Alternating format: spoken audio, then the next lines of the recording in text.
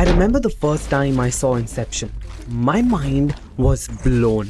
Okay, I might be exaggerating a little bit because I was also very young at the time, but there's no denying that it was a fantastic movie. Now that I've delved much deeper into the world of architecture, going back to this movie was a true delight with so much to explore and observe at every turn. So today we are looking at the movie Inception in the series Architecture of the Cinema. It's just a dream, then why are you... Because it's never just a dream, is it? And a face full of glass hurts like hell when you're in it. Feels real. So before we start, there will be spoilers from the movie, and if you've still not seen this movie, which frankly released back in 2010, thank you for coming to this video to only listen to my sexy voice. Because why else are you here? A dream within a dream. 2 levels. 3. Not possible. That many dreams within dreams is too unstable. Alright, so the plot of the movie Inception is very simple. Said no one ever. There is this technology that lets people have these shared dream spaces. Basically, one can travel inside their own dreams or someone else's. And since dreams are the gateway into the unconscious mind, you can plant an idea in someone's head inside a dream, and when they wake up, they will feel that this idea is their own. Simple, right? In its first introduction to the world, Inception was advertised as a film set within the architecture of the mind. So before we go ahead and discuss what shape this architecture of the mind can take, let's meet one very important character from the film, the architect. If you have a few moments, Mr. Cobb has a job offer he'd like to discuss with you. Work placement? Not exactly. Now the film has been cast amazingly, with each person bringing so much to the narrative. With this beautiful symphony of a story, the character that is supposed to drive the story and the narrative forward is played by Ellen Page. Ariadne is a graduate student recruited by Cobb, played by Leonardo DiCaprio, and she is responsible for designing complex spaces of the dream world. In quite a literal sense, Christopher Nolan puts the power of the film in the architect's hand. Although in one of the early scenes in the movie, Cobb comes up to Ariadne, who's a student, keep in mind, and offers her a job which in his own words is... It's not, strictly speaking, legal.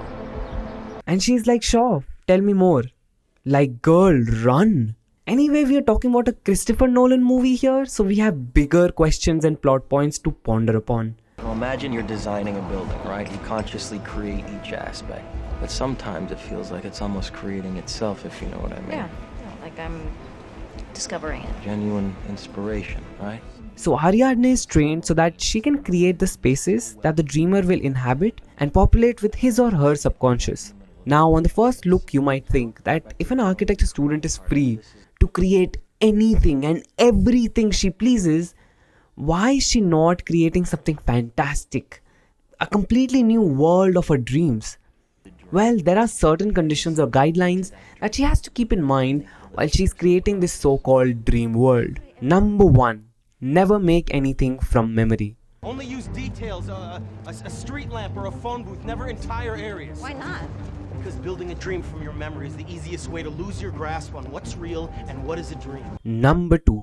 Even though the world is completely up to the imagination of the architect, never create something so out of the box or revolutionary that the person who will have to populate and inhabit the dream is taken aback or is very surprised by what he sees, as this can have undesired outcomes. Lastly, the whole world has to be designed as a maze, because that is sort of the whole plan. You'll understand it better if you watch the movie. Okay, so there's so much to unpack in this amazing world. But before we get to talking about the sets and the designs, let's first talk about a very interesting concept shown in the movie. That of the Penrose steps.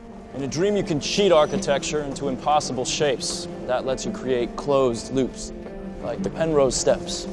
Now, Penrose steps are basically the set of unending staircase, something that is not possible to build in the real world. Christopher Nolan has stated that he was inspired by the works of Dutch graphic artist M.C. Escher, who designed impossible objects and optical illusions. Some of his notable works include Relativity and The House of Stairs. And these pieces inspired the mathematician Roger Penrose and his father, Lionel Penrose. and they gave birth to the idea of the Penrose steps. In this film, Arthur, who's played by Joseph Gordon-Levitt, introduces Ariadne to the concept of the Penrose steps and explains that she must create tricks within the architecture that she designs for the dream world. Now, Christopher Nolan is somebody who wants the majority of the sets and scenarios to be built and tangible instead of green screen and CG. So for this sequence, these steps were actually built and the camera angle was figured out digitally that would have the top and the bottommost step in the same line, which actually gave birth to this camera movement.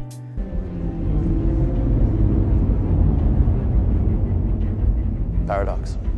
The chance to build cathedrals, entire cities, things that never existed, things that couldn't exist in the real world. Okay, now let's go to the scene where we really get to see what an architect can and cannot do in a dream. We see Ariadne and Cobb walking around Paris as she understands how she can build and manipulate things in the dream state. So in this scene, Cobb is instructing her on how she can create anything she wishes, and even the rules of gravity did not need to apply in the dream world.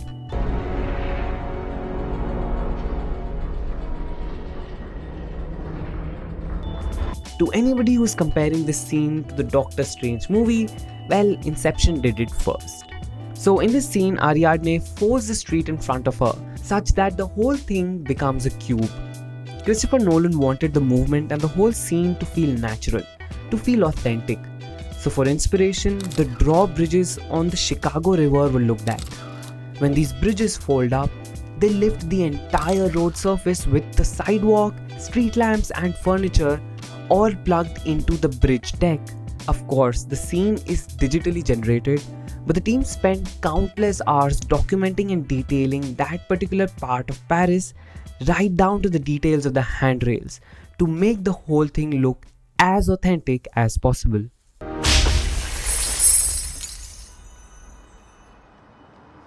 Okay, it's now time to discuss the dream sequences. So we basically have 4 levels, each distinctly different from the last. So let's first go into our first level. In this scene, we are taken to a rainy street in New York. At this level, Nolan wanted to create a high-speed car chase scene in a busy city environment on a heavy rainy day. Now, even though the setting is created as New York, this scene was actually shot in LA. Los Angeles was ideal for a high-speed car chase in a busy environment. But the weather during summer days is always sunny and bright with no rain. The other challenge was the lighting for this rainy season because again LA is very sunny in summers. Large black screens were placed to block direct sunlight for these scenes. What you will notice is that the whole environment is given a gunmetal grey color, which gives it a distinctive look for the viewers. As we go to subsequent dreams, you will see how color palettes for each one of them is kept distinct and is completely in contrast with the previous one. Now architecturally there's not much to unpack in this level because most of the scenes focuses either on the cars or on the characters inside the cars, so we don't really get to look at the area around much. One scene that we can talk about is when the car is falling off the bridge in slow motion.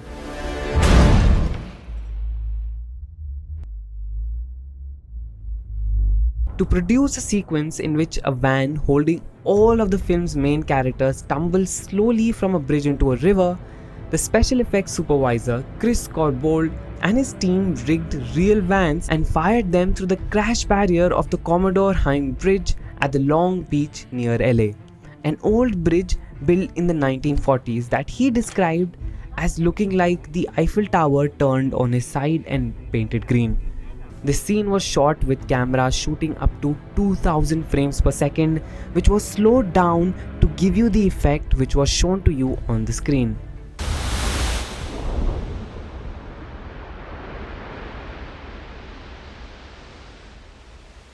Alright, so now let's enter our second level, the dream within the dream. Am I boring you?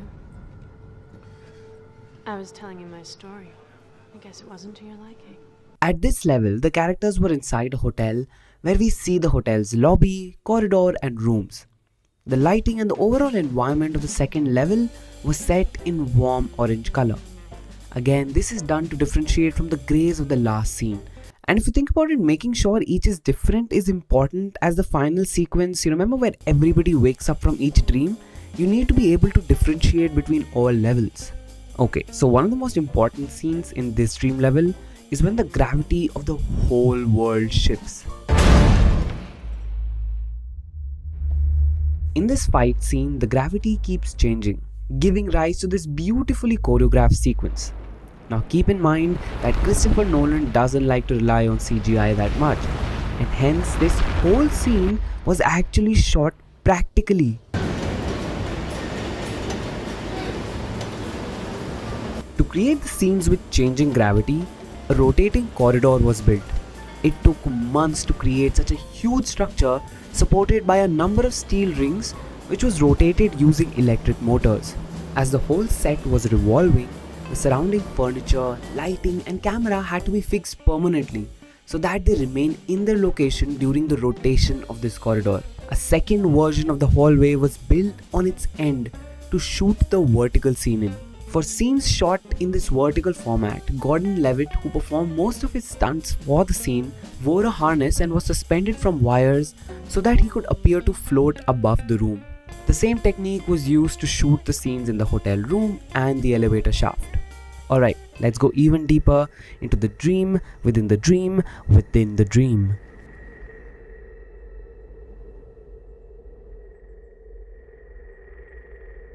Now we come to a space completely different from the previous two. For this sequence, we are shown a fortress. Surrounded by snow on all sides, this is supposed to be the final level of the maze created by Ariadne.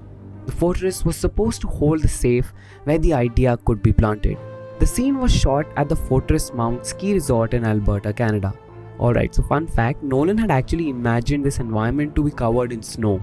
But there was no snow in the area until 2 days before the shooting began, when suddenly a snowstorm appeared. I mean, talk about manifesting things. The color palette for this environment was monochromatic, vividly white and grey. Again, we go into complete contrast to our last one, which was filled with warm tones. There are also a lot of scenes where we see the fortress blowing up.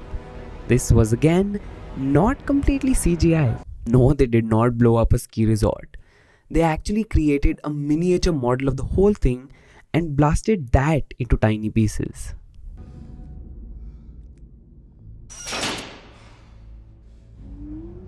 At this level, we also come face to face with the safe, the space around which the whole maze was built.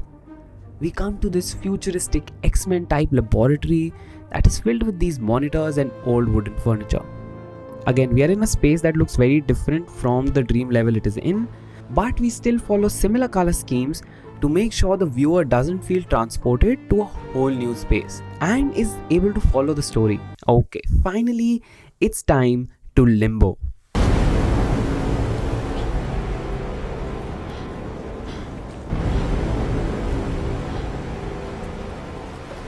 Limbo City is the final destination of the film, where Cobb and his wife Mal were trapped once for 50 years. Now this part of the film is where we can truly discuss architectural styles. The design of this city arose partly from interest in early 20th century modernist architecture. Though these buildings do not exist in reality, they are inspired by such architects as Le Corbusier, Mies van der Rohe and Walter Gropius. Starting on the outskirts, you have early 1920 modernism and Bauhaus-influenced designs, Russian constructivism and the international style. But as you walk through it, you pass through all different stages of architecture until you reach the center, which is flanked by these huge buildings. Now if you look closely, you will realize all of these are inspired by Le Corbusier, but they are taken, of course, a lot higher. So in this dream, so much time has passed since Cobb and Mal built the city that it is now crumbling back into the sea and serves as an indicator of Cobb's subconscious mind and mental state. Now these shots of damaged buildings were actually shot in Morocco. On Nolan's visit to Morocco, the residential towers of similar height in straight lines inspired him. They used the actual residential buildings but changed them into damaged buildings through visual effects. Deeper into the limbo city where the central space is, we see Cobb pointing out specific buildings, all in distinct architectural styles. And that became our home. You reconstructed all of this from memory? Like I told you, we had lots of time. There were different houses and buildings that were important to both of them. So fun fact, Mal's childhood home is actually based on a real house located near Paris, which was photographed and made into a digital model. So one question that arose while they were creating this space is, how do you include all of these architectural styles without making it look like a theme park, without making it look like maybe Las Vegas? And then the concept of a body of water came into the picture. They placed all of these buildings in a huge pool of water, which actually gave each buildings their individual space and yet brought the whole thing together.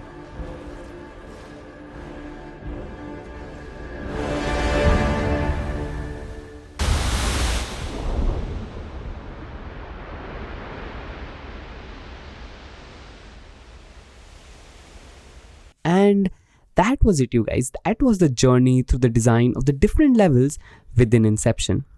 Which level was your favorite? Let me know in the comments below.